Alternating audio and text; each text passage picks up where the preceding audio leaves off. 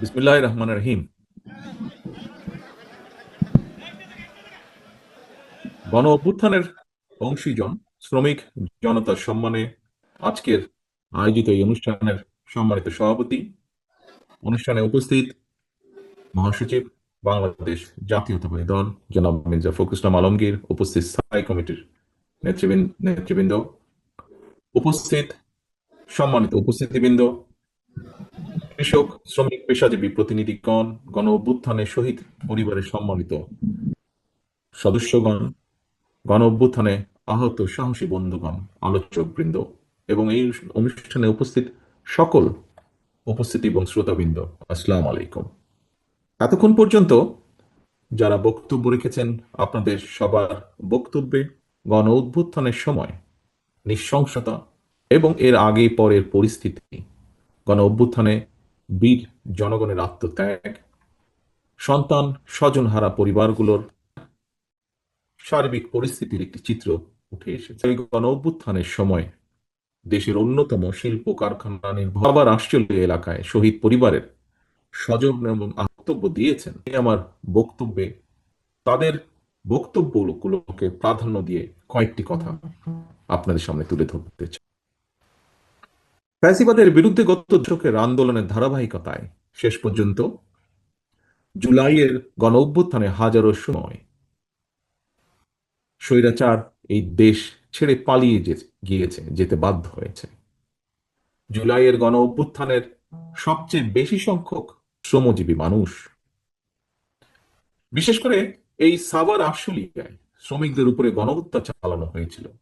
হত্যা করে লাশগুলোকে পুড়িয়ে ফেলা হয়েছিল, মানুষের লাশগুলোকে পুড়িয়ে ফেলা হয়েছিল।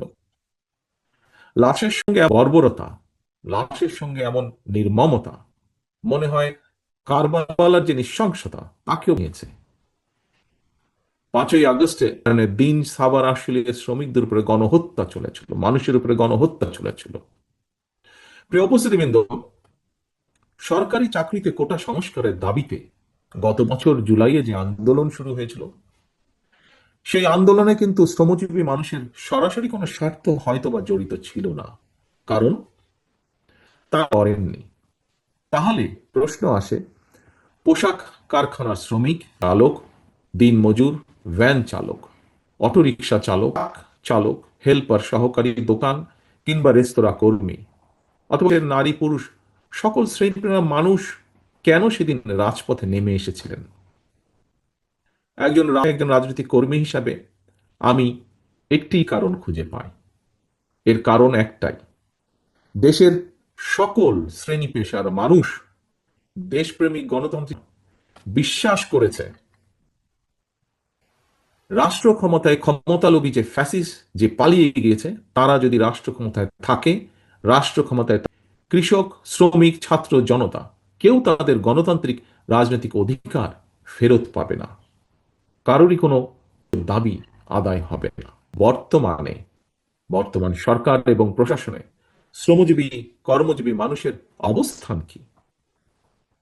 পলাতক ফ্যাসিস্ট মুক্ত বাংলাদেশে বর্তমানে রাষ্ট্র সংস্কারের যে কর্মযজ্ঞ চলছে, সেখানেই বা তাদের প্রতিনিধিত্ব কোথায়?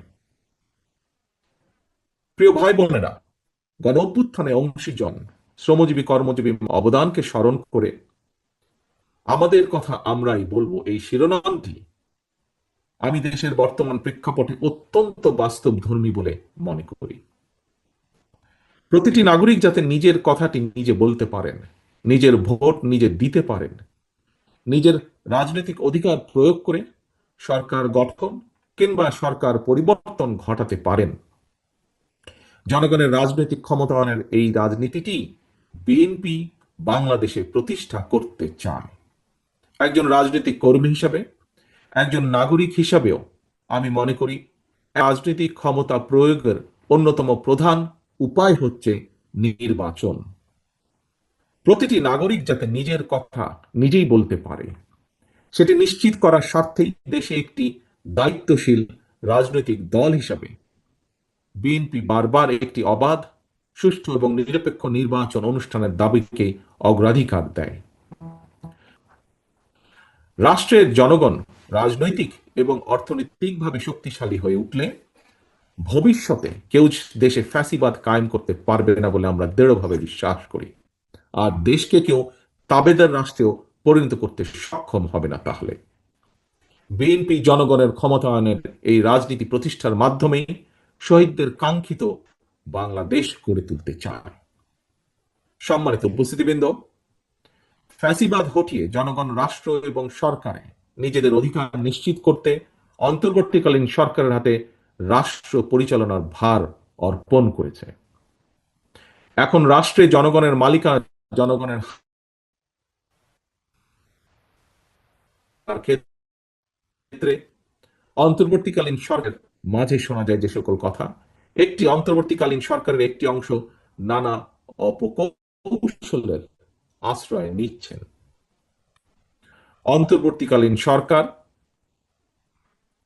শিক্ষাঙ্গন, স্থানীয় সরকার কিংবা জাতীয় সরকার, প্রতিটি ক্ষেত্রে বিএনপি জনগণের ভোটে প্রতিনিধি নির্বাচিত করার পক্ষে। কিন্তু এইসব নির্বাচন অনুষ্ঠানের ক্ষেত্রে অন্তর্বর্তীকালীন সরকার অগ্রাধিকার নির্ধারণে বিচক্ষণতার পরিচয় দিতে পারছে কিনা, এটি একটি বিরাট প্রশ্ন এই মুহূর্তে জনগণের সামনে। আমি অন্তর্বর্তীকালীন সরকারের প্রতি দৃষ্টি আকর্ষণ করে বলতে চাই, শত শহীদদের রক্তের বিনিময় পতিত, পলাতক, পরাজিত, বিতাড়িত ফ্যাসিবাদী অপশক্তি রাষ্ট্র রাজনীতিতে পুনর্বাসিত হওয়ার সুযোগ নিতে ওত পেতে রয়েছে। সরকারের যে কোনো ভুল সিদ্ধান্তে দেশে গণতন্ত্র উত্তরণের যাত্রা পথকে সংকটে ফেলে দিতে পারে। দেশে ফ্যাসিবাদ, উগ্রবাদ, চরমপন্থা মাথাচাড়া দিয়ে উঠতে পারে। কাজেই এই ব্যাপারে সতর্ক থাকতে হবে, থাকা প্রয়োজন। শহীদ পরিবারের সম্মানিত সদস্যবৃন্দ, এবার আমি গণ অভ্যুত্থানে শহীদ, শ্রমজীবী, কর্মজীবী সহ একটি কথা বলতে চাই। আমি আঙ্গিগণ, কিন্তু শুধুমাত্র একটি সংখ্যা নয়। একটি প্রাণের সমাপ্তির অর্থ একটি পরিবারের মৃত্যু, একটি স্বপ্ন সম্ভাবনার অবসান। তবে আপনাদের সন্তান স্বজনের শহীদ মৃত্যু দেশ এবং জনগণকে ফ্যাসিবাদ মুক্ত করেছে। দেশ আপনার শহীদ সন্তানের কাছে ঋণী। প্রতিটি শহীদ পরিবারের প্রতি রাষ্ট্র এবং সরকারের দায়িত্ব রয়েছে। কৃষক, শ্রমিক, মেহনতি মানুষ যাতে দেশে গণতন্ত্র প্রতিষ্ঠায় শ্রমজীবীদের অবদান নিয়ে গর্ব করতে পারে। শ্রমজীবী, কর্মজীবী শহীদ পরিবারের বর্তমান এবং ভবিষ্যৎ প্রজন্মের সদস্যরা যাতে তাদের স্বজনদের শহীদ মৃত্যু নিয়ে গৌরব করতে পারেন। বিএনপি আসন্ন জাতীয় নির্বাচনে জনগণের রায় রাষ্ট্র পরিচালনার দায়িত্ব পেলে সাভার, আশুলিয়া কিংবা অন্য কোনো সুবিধাজনক এলাকায় শ্রমজীবী, কর্মজীবী মানুষের আত্মত্যাগের সম্মানে একটি বিশেষ স্থাপনা নির্মাণের পরিকল্পনা করছে। বিএনপির সর্বস্তরের নেতা কর্মীবৃন্দ, শহীদ পরিবারের সদস্যবৃন্দ 1971 সালের স্বাধীনতা অর্জনের যুদ্ধ থেকে শুরু করে 2024 সালে স্বাধীনতা রক্ষার যুদ্ধে এ যাবৎকাল যত মানুষ দেশে গণতন্ত্র এবং ন্যায় বিচার প্রতিষ্ঠায় আত্মত্যাগ করেছেন, আল্লাহ যেন প্রতিটি আত্মত্যাগকে শহীদী মৃত্যু হিসাবে কবুল করেন। আল্লাহর দরবারে এই প্রার্থনা করছি, আহতদের দ্রুত আরোগ্য কামনা করছি এবং একই সাথে আজকে শহীদদের সম্মানার্থে শহীদদের স্বজনদের, পরিবারের সদস্যদেরকে তাদের মনের কথা তুলে ধরার জন্য আজকের এই অনুষ্ঠান আয়োজন যারা করেছেন তাদের সকলকে আবারও ধন্যবাদ জানিয়ে আমার বক্তব্য এখানেই শেষ করছি। আল্লাহ হাফিজ। বাংলাদেশ জিন্দাবাদ। বাংলাদেশ জাতীয়তাবাদী দল জিন্দাবাদ।